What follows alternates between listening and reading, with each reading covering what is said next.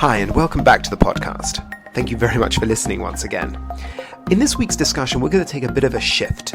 Unlike the last couple of weeks where we took Rav Hirsch's approach to the symbolic calling of the Bible, and we showed how that orientates us, how that gives us a very broad message, what we're going to do in this week's discussion is pivot. We're going to change our perspective. We're going to look at something more specific, but no less relevant. The shift we are going to take is towards the direction of the oral law, the Talmud, the oral teachings of the Jewish people. Now, these are no less relevant than the Bible from an Orthodox perspective. It's not like you can have one and lose the other, but there is a certain, I don't call it a danger necessarily, but there is a certain tendency to look at the Bible as being very grounded. Its messages are clear. It gives stories, and those stories are clear, and those stories give over messages. When the Bible gives over a sign or a symbol, be it the rainbow, be it bris milah, we derive meaning from that, and that meaning colors our lives. But the Talmud is a book of law, and those laws are a bit arbitrary, they're a bit irrelevant. I mean, of course they're important, people will say, but they have no relevance to the questions of meaning, the questions of orientation. They're laws, and of course laws are important, but when we want to have a discussion of symbolism and meaning, we'll stick to the Bible, because that's where it really lies. This approach, which is often come across, and even if people don't articulate it, they generally speaking approach it like this.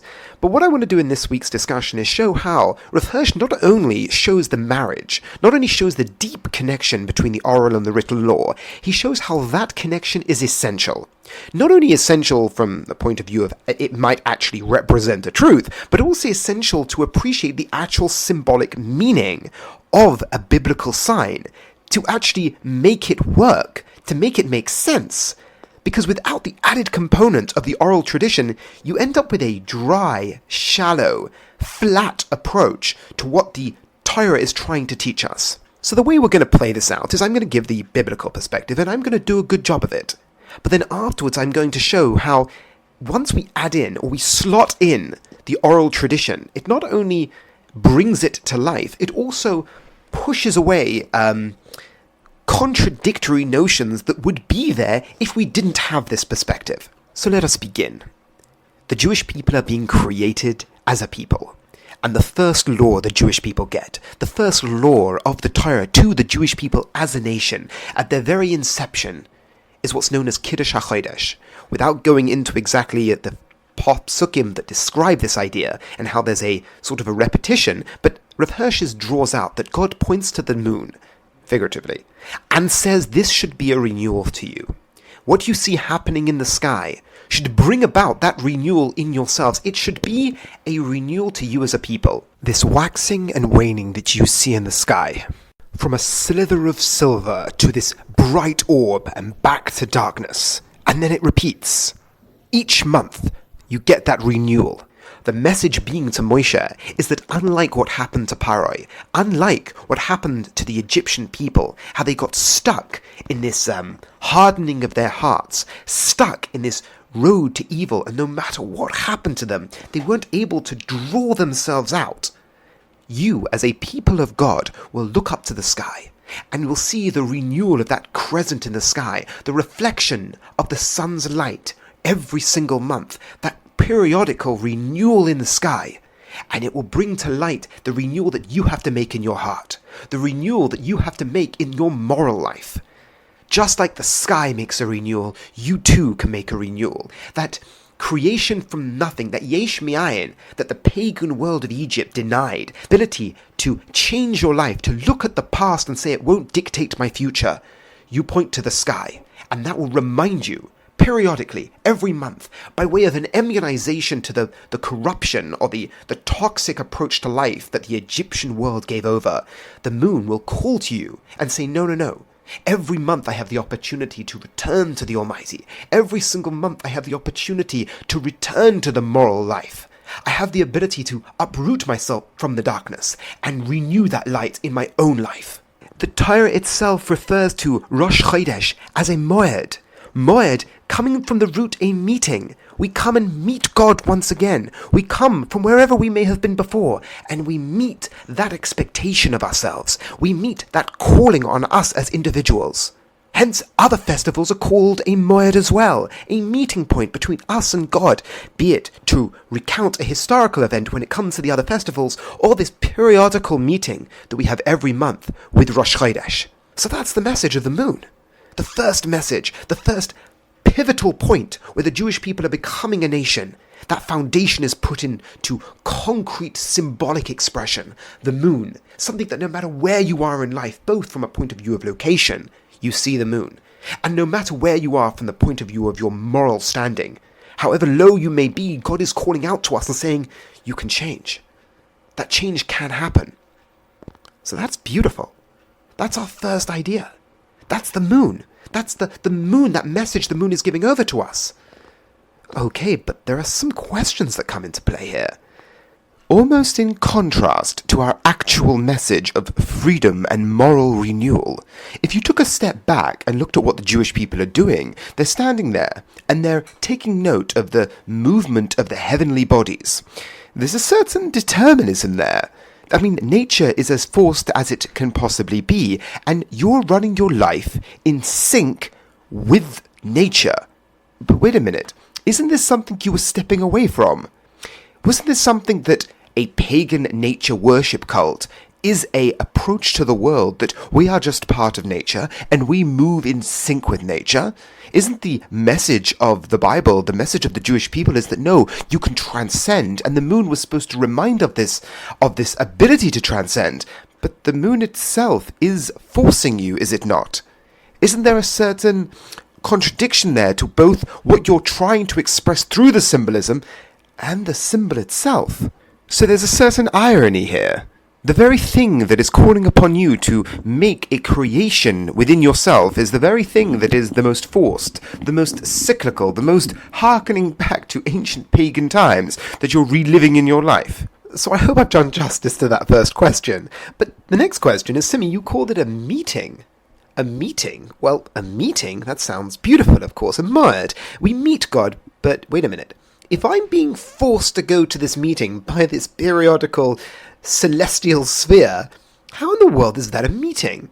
That's God demanding my presence. It's like a master demanding the servant arrive. How is that a meeting? A meeting implies by mutual consent. If you're invited to a meeting, you go to a meeting.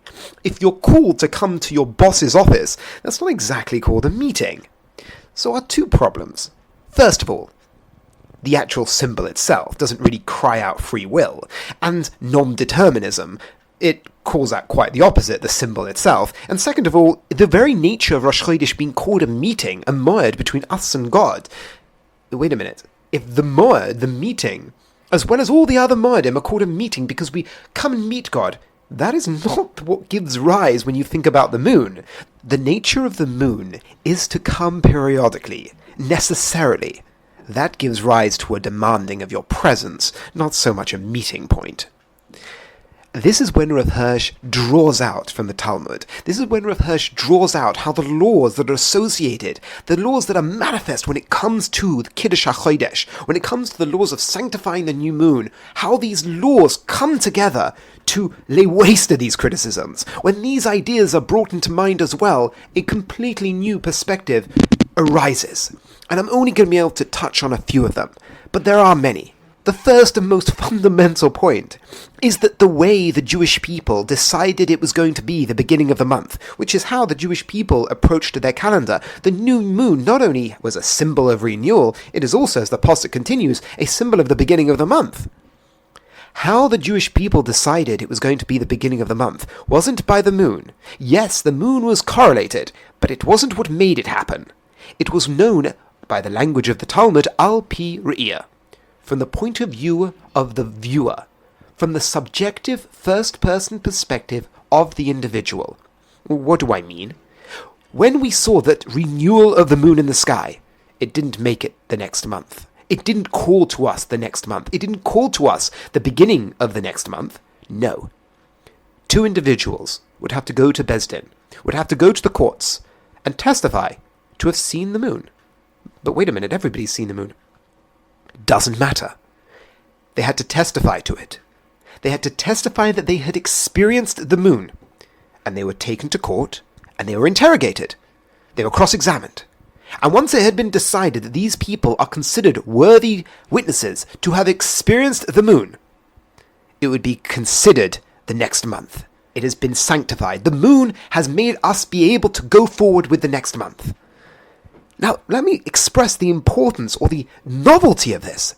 Even when the Beis Din made a mistake and said it's the next month, but they had made a mistake, it didn't matter. It was still the next month. If they had made a mistake in which witnesses they accepted, and they realized that it hadn't been the new month, it was accepted.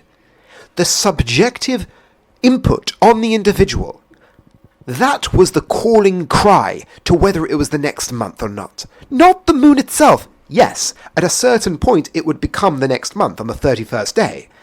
But whether the people had decided it was whether it became it or it didn't. So let's recap this first idea. The idea that it is not the periodical movement of the celestial spheres that forces us to come to God. No, it is the individuals, it is the people on the ground who made it happen by their subjective experience of it. There is nothing that calls more to man's experience in the world than the moral life.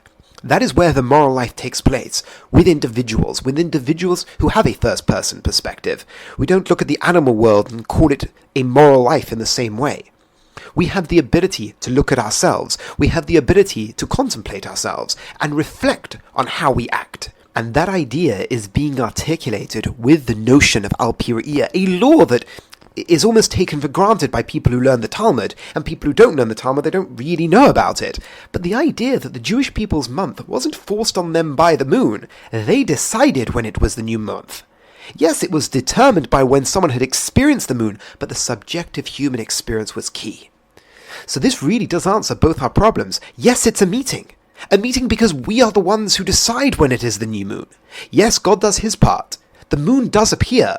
But whether it has been accepted by us is down to the Beis Din and the witnesses who come to Beis Din to testify they experienced it so. And the first question, the very symbol is so periodic? Yes, but not how it's treated in law. Yes, the periodical nature of the moon is forced. It comes. But whether we accepted it, or whether we, giving it the stamp of the individual autonomy, the stamp of the individual will, is given to us by Chazal, is given to us by the sages' understanding of what this law is, of what's known as al-piriyah, from the point of view of the viewer, where we realize that it is not the symbol itself, it is the association with the individual perspective, it is the association with the autonomy of the individual that makes it the sign of Rosh Chodesh. And that is a true meeting. We approach God, and he approaches us. Thank you so much for listening, and have a wonderful Shabbos.